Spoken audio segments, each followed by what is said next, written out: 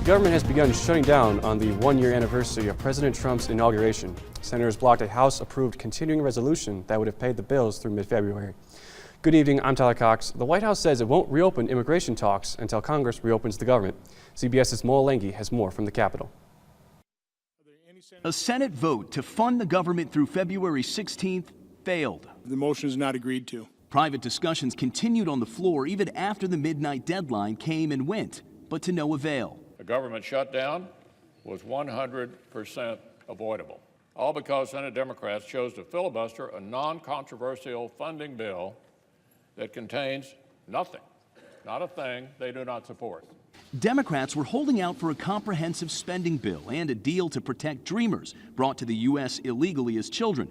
Minority Leader Chuck Schumer said his earlier meeting with President Trump looked promising, but the president later backpedaled. He walked away from 2 bipartisan deals, including one today in which I even put the border wall on the table.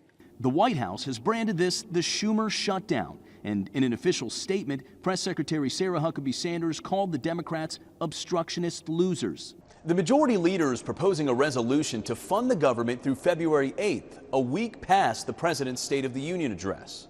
It's unclear when the Senate might vote on that, and any deal would also have to pass the House. A partial shutdown won't affect much in the early hours of the weekend, but it could ultimately furlough about 800,000 federal workers and leave military personnel unpaid. Even the CDC wouldn't have the personnel to support its annual flu program. Moalengi, CBS News, Capitol Hill. Social Security checks would still be mailed out, and because the Postal Service has its own funding, mail will still be delivered and post offices remain open. Senator Steve Daines was one of many who spoke on the floor today. In a statement, Senator Daines says, quote, "I'm here to make one point crystal clear for those Montanans who are wondering what is going on with their government. The reason that the government has shut down is because a controversial illegal immigration policy was not included in a bill that funds the government."